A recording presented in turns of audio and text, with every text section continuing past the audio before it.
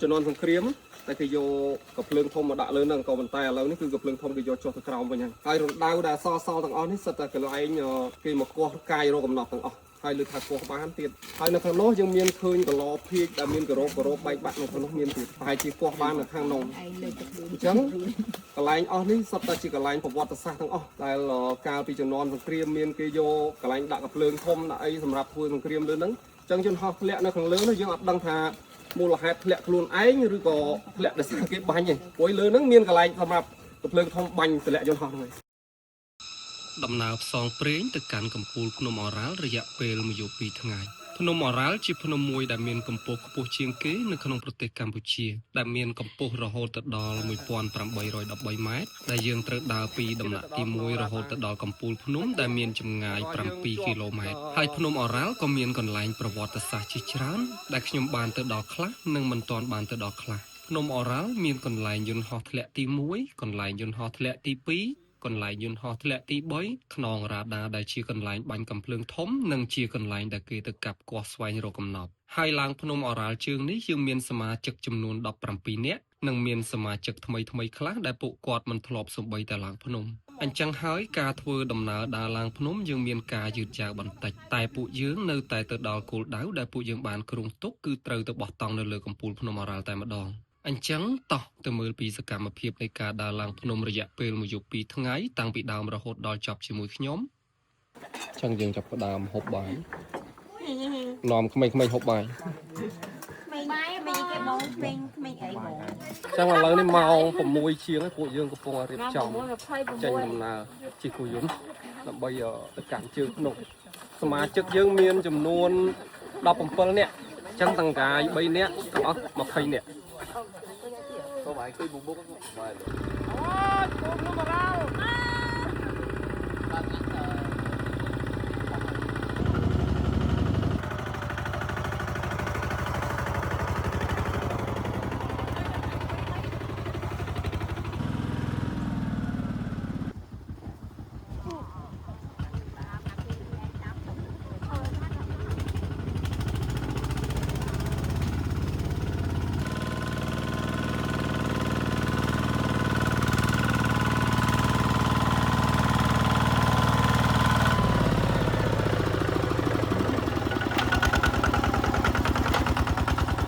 ចឹងម៉ោង7:30នាទីឥឡូវយើងមកដល់កន្លែងចតគោយន្តហើយរហូតបានយើងដើរបន្តទៅតំណទី1ទៀតឥឡូវយើងចាប់ផ្ដើមចេញដំណើរទៅហើយម៉ោងច្រើនណាស់ហើយម៉ោង7ជាងកន្លះហើយចឹងយើងអាចទៅដល់លើយប់ហើយតាមមើលកំពូលពួកអីគោលដៅរបស់យើងហ្នឹងណាគឺឆ្ពោះទៅកាន់កំពូលភ្នំតែម្ដងគឺដើរដល់រិចយកតែម្ដងក៏ប៉ុន្តែយើងអត់ដឹងថាយើងអាចទៅដល់កំពូលបានអត់ទេពួកអីសមាជិកយើងសិតតាសមាជិកថ្មីហើយបើថ្មីហើយមិនត្រឹមតែថ្មីទេជើងខ្លីទៀតអញ្ចឹងយើងចាំមើលជាក់ស្ដែងអត់ហើយបងខ្ញុំទៅមកលើនេះកញ្ញាអត់អីទេបងមានអារម្មណ៍មិនដែរដកមកជើងខ្ញុំទៅលើកទី1លើកទីម៉ានឡើងភ្នំ1លើកទី1អត់ដែរឡើងសោះអត់ដែរឡើងសោះហើយធ្លាប់ឡើងភ្នំផ្សេងអញ្ចឹងធ្លាប់ឡើងភ្នំណាមិនមែនភ្នំពេញទេអត់ទេឡើងភ្នំណាក៏បានអញ្ចឹងយើងឥឡូវមកដល់អ៊ីអន3ហើយនៅតំណាក់ទី1យើងសម្រាប់មកសតុះតែទៀតយើងបន្តទៅមុខទៀតហើយអញ្ចឹងឥឡូវនេះម៉ោង8:40នាទីយើងចាប់ផ្ដើមចេញពីតំណាក់ទី1បន្តទៅមុខទៀតហើយឆ្ពោះទៅកាន់តំណាក់ទី2ចំណុចដែលពិបាកជាងគេនៃការដើរឡើងភ្នំអរ៉ាល់គឺកន្លែងតោងខ្សែពួរឡើងកន្លែងនេះគឺពិបាកជាងគេបំផុត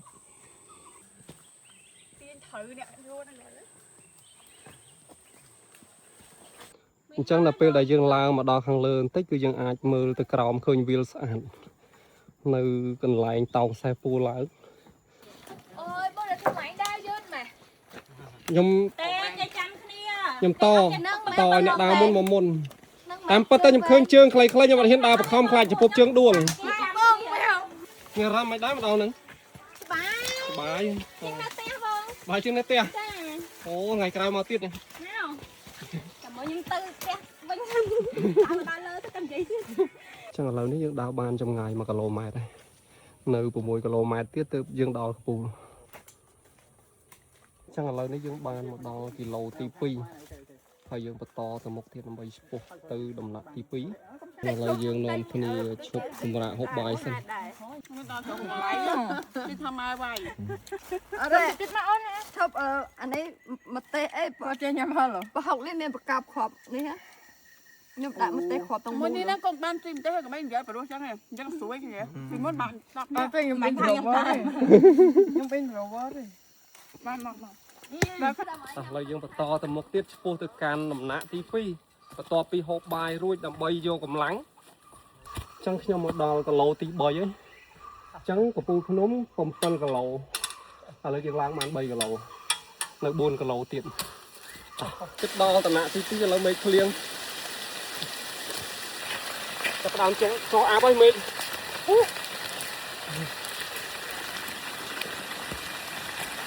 ទៅភ្លៀងធ្លាក់លើភ្នំអរ៉ាល់ឲ្យតែមានភ្លៀងធ្លាក់គឺមេឃចោះអាប់ស្អាត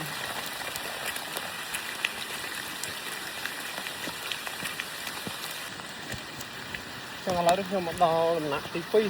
ប្អូនអរគ្នាចឹងឥឡូវនេះម៉ោង2:08នាទីពួកយើងកំពុងរៀបចំចេញពីដំណាក់ទី2ដើម្បីទៅកំពូលហើយក៏មានសមាជិកខ្លះគាត់ឈឺជើងអត់ដឹងមិនមកទេ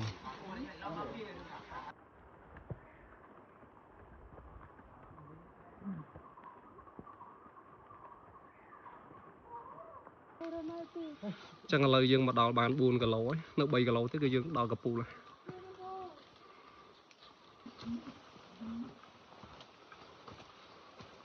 សលេងសត្វស្រែកបើសើដើមម្នាក់ឯងក៏ផ្អើលហើយណាធ្វើមិនដឹងទៅមកម៉ោងទើបតែ3ជាងបងប្អូនតែគាត់នៅមេឃងឹតភ្លៀងបាច់ផ្សែង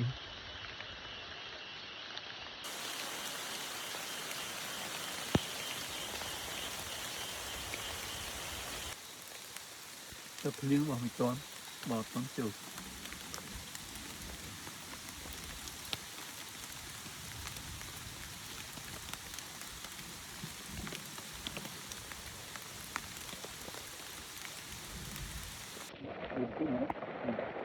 ôi hộp sạch tăngទឹកភ្លៀងឆ្ងាញ់លីទឹកភ្លៀងហ្នឹងបាទលីទឹកភ្លៀងអូស្រោបទឹកភ្លៀងជាតិអូយអូយចឹងបងប្អូនអរគ្នាឥឡូវយើងមកដល់គីឡូទី5ហើយនៅសល់តែ2គីឡូទៀតគឺយើងទៅដល់កំពូលហើយនៅតាមតិចទៀតទេតស៊ូ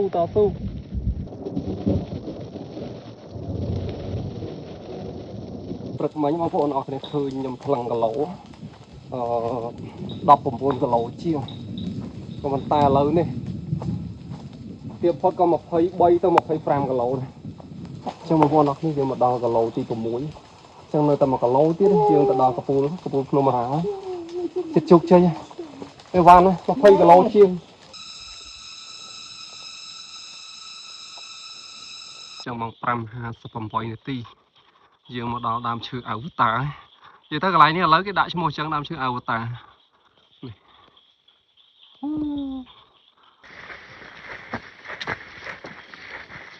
មកទទួលអ្នកជោគជ័យចឹងឥឡូវយើងជោគជ័យមកដល់កំពូលភ្នំអរ៉ាល់ម៉ោង6:02នាទីម៉ោង6:02នាទី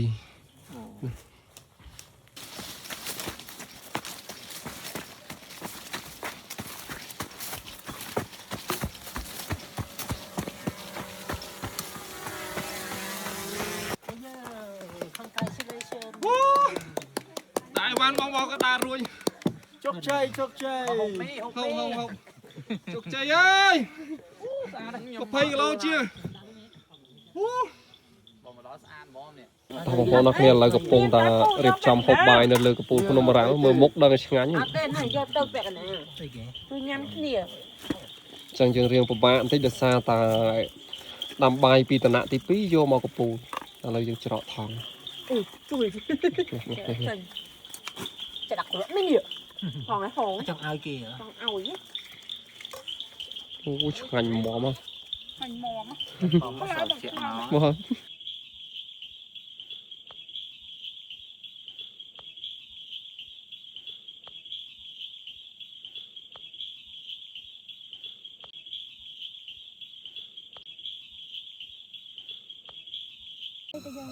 ยังปลำลางจึงนอนគ្នាខ្លះគាត់ឆុងមីហូបខ្លះហូបបបមន់អូបបសាច់មន់ ច្រឡំបមន់ហូបបសាច់មន់នេះយើងនៅលើកំពូលភ្នំអរ៉ាល់ចឹងឥឡូវក្រុមយើងកំពុងរៀបចំទៅលេងអូក្តាមលើកជើងខ្នងរ៉ាដាហើយនឹងយន្តហោះធ្លាក់ខាងលើតែក៏យើងចាំមើលសិនមិនបានទៅយន្តហោះធ្លាក់នឹងអត់ទេនោះងើបដួលមួយហើយងើប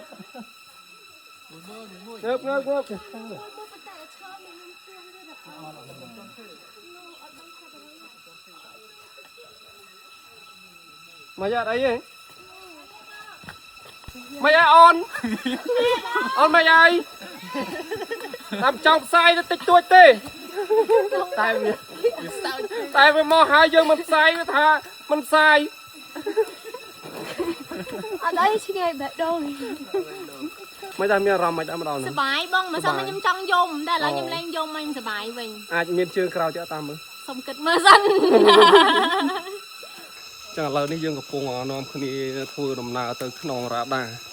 ដើម្បីទៅមើលកន្លែងប្រវត្តិសាស្ត្រមួយកន្លែងខ្នងរ៉ាដានេះគឺជាកន្លែងបាញ់កាភ្លើងធំដែលពីចំនួនមុនចំនួនសង្គ្រាមគឺគេយកកាភ្លើងធំមកដាក់នៅខ្នងរ៉ាដានេះតែម្ដងក៏ប៉ុន្តែខ្ញុំឮគេថាគេយកអស់គេយកចេញពីនឹងអស់ហើយខ្នងរ៉ាដានេះឥឡូវនេះបន្សល់នៅសល់តែរណ្ដៅខ្លះហើយនឹងដើមឈើដែលធំដុះស្រោងសម្បូរទៅដោយផ្លែឡើងភ្នំបាន3នាក់ក្រោយស្ងប់ចិត្ត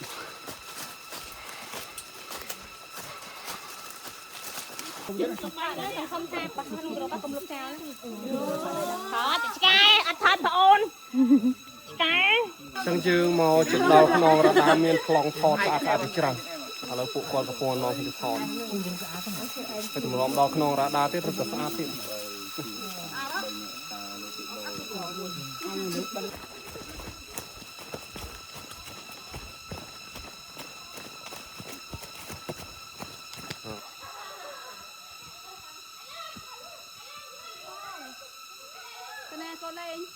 ទៅក្រោបឡោភីកពីដើមតាំងពីនន់ដើមយើងមើលទឹកមកពីរដងដែរតែបានមើលអត់ដែរឃើញអត់ដឹងថាកន្លែងគេដាក់ស្អីគេទេក្រោបឃើញក្រោបទៅណាបែកអស់ចឹងនេះបងប្អូនកន្លែងរណ្ដៅរ៉ាដាខ្នងរ៉ាដានេះអត់ដឹងថាស្អីខ្លះទេណាសិតកឡោភៀកតាជើងអត់ដឹងថាជើងស្អីជើងតម្រវាបាក់បែកអស់មានច្រើនហើយកន្លែងគោះកំណប់ខ្នងរ៉ាដានេះគឺជាកន្លែងដែលគេមករកកំណប់សិតរណ្ដៅគេគោះកំណប់ហើយលឺបងហ្នឹងថាប្រហែលជាគេរកបានទៅម្ដុំណាគោះកំណប់តែជិះបានម្ដុំហ្នឹងបានគោះឃើញអាកឡោអាភៀកអីអស់ហ្នឹងបាំងក្បាលអើយអូយបងថៃអូយមាត់ខ្ញុំមិនទៅទាំងអស់ទេអើយអូឃើញដល់កន្លែងមិនទាំងអស់ឡើងភ្នំអរ៉ាល់ទៅបាយអញ្ចឹងបាយអត់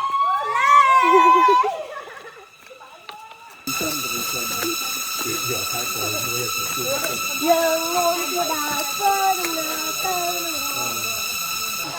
ចឹងបងប្អូនអរគ្នាយើងមកដល់អូក្តាមលើកជើងចឹងបងប្អូនអរគ្នាយើងមកដល់អូក្តាមលើកជើងក៏ប៉ុន្តែអូក្តាមលើកជើងនេះជាឈ្មោះដែលគេដាក់ទេ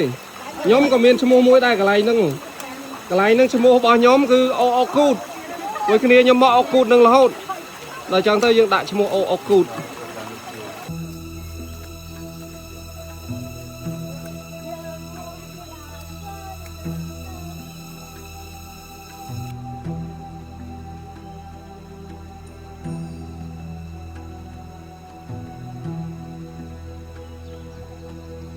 ហើយជាចុងក្រោយក៏សូមអរគុណដល់បងប្អូនទាំងអស់គ្នាដែលបានតាមដានតាំងពីដើមរហូតដល់ចប់ជូនពរជួបតែសំណាងល្អគ្រប់គ្នា